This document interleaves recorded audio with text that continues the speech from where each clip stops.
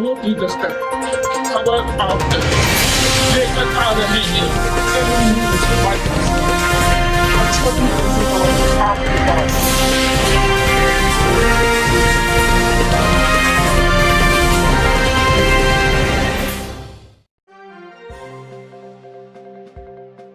अपना पूरा परिचय दीजिए।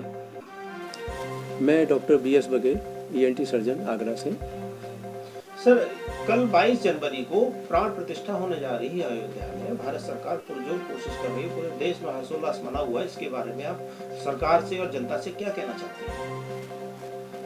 हाँ, एक बहुत ये हमारे देश में उल्लास है और जनमानस को तो बहुत ज़्यादा इसमें खुशी है ही है।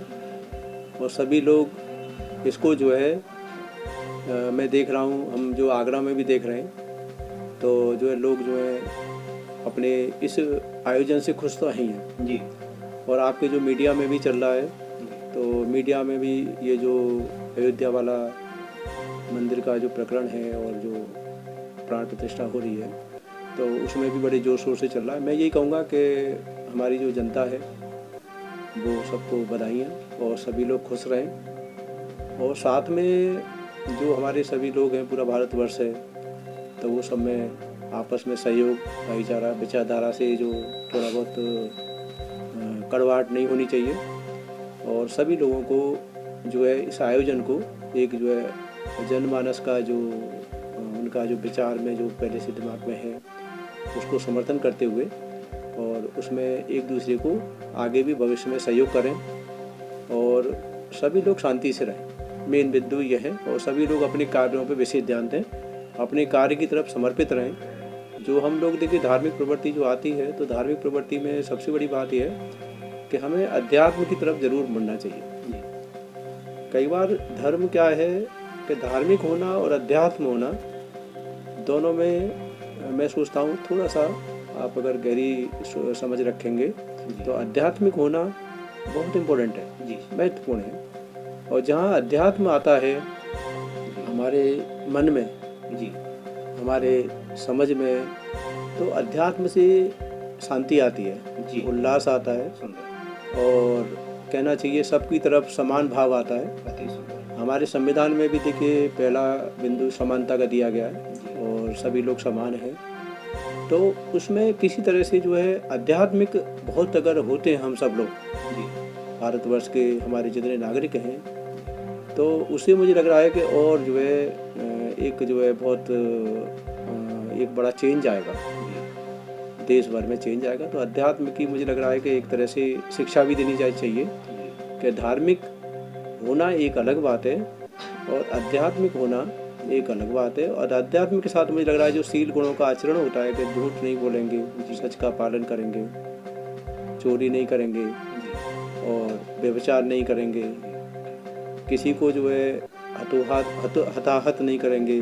और हमारी जो मेडिकल फील्ड में देखिए जो आता है ना, हम लोग कहते हैं कि बहुत से लोग गुटखा, बीड़ी, शराब ये सब लेते हैं तो बाद में कैंसर से परेशान रहते हैं। तो हमारे जो ये देखिए शील गुण हैं, जो हमारे अध्यात्म वाली जो चीज़ें हैं, अध्यात्म से आदमी को ये भी कंट्रोल होता है कि वो व्यसनों का मतलब दूर रहे, व्यसनों से, बीड़ी, गुटखा, शराब, व्यसन जो होते हैं इनसे दूर रहे। तो उससे बहुत सारी जो बीमारियाँ हैं कैंसर की और जो गले की, लिवर की, इंटेस्टाइन की, इनसे भी आदमी बचा रहता है। तो आध्यात्मिक होना एक हमें लग रहा है कि संपूर्ण मनुष्य के जीवन के लिए, उसके स्वास्थ्य के लिए और जो मानसिक बीमारियां होती हैं उनसे बचाने के लिए बहुत ज़रूरी है। तो मेरे हिसाब से मैं आपके माध्यम से, आपके मीडिया के माध्यम से कहूँगा कि हमारा जो भारतवर्ष है उसको अध्यात्म की तरफ भी अपना जाना चाहिए और अपनी सोच को, अपने विचारों को मजबूत करें। और जो हमारी आने वाली पीढ़ी है, क्योंकि जो हम अब जैसे हम डॉक्टर हैं, आप मीडिया में,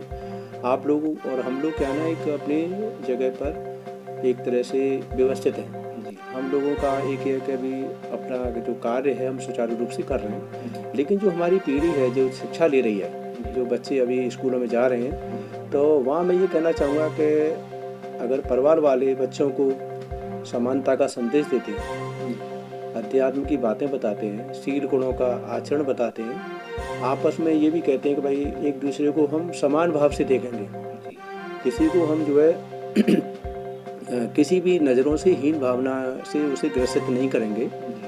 तो मुझे लग रहा है कि जो हमारी जो पीढ़ी है वो बहुत आगे चल के सहयोग अगर करने लग जाएगी तो हमारा देश भारतवर्ष और सशक्त राष्ट्रों में सम्मानित हो जाएगा। और बच्चों में अभी से ही हम लोग अपने अच्छे राष्ट्र के निर्माण के लिए जो उनको संस्कार देंगे, समानता का भाव बताएंगे, आपस में सहयोग करने की विचारधारा रखेंगे। हमारे टीचरों को भी उस मेरे हिसाब से इन चीज़ों पर बहुत ध्यान देना चाहिए। कोई भी ऐसा टीचर कार्य न करें, आपके माध्यम से मैं कह रहा हूँ कि कोई भी टीचर अध्यापक जो बच्चों को शिक्षा दे रहे हैं कि वो ऐसा न करें, कोई भी विचार उनके दिमाग में ना आ जाए कि वो आपस में एक दूसरे को थोड़ी गलत दृष्टि से देखें। तो उनको जो अनुशासन बच्चों में होना चाहिए, उनको पढ़ने की आदत अच्छी होनी चाहिए, अच्छी किताबें पढ़नी चाहिए। पर टीचरों को जो बच्चे फॉलो करते हैं, हमारे देखिए जो स्पोर्ट्स वाले बंदे हैं, जो क्रिकेट में हो या हॉकी में हो, अभी चेस में इंडिया का नाम बहुत चल रहा है, प्रज्ञनंदा करके खिलाड़ी बहुत ऊंचे स्तर पे आए हैं। ऐसे ही नीरज चोपड़ा जो एक जॉलिन थ्रो में उन्होंने वर्ल्ड रैंक में नंबर 1 है। तो ये जो चल रहा है क्रिकेट में भी कई सारे खिलाड़ी बहुत टॉप पर लेते हैं। ये जो चल रहे हैं ये सब अपने अनुशासन से हैं। आज जो बच्चे हमारे अनुशासन में रहेंगे, अच्छी पढ़ाएंगे, और सब आगे से उनको टीचर और स्कूल में परिवार ने अगर उनको संस्कार दे दिए, अध्यात्म की बातें बताई, तो मुझे लग रहा है कि उनका भविष्य उज्जवल होगा।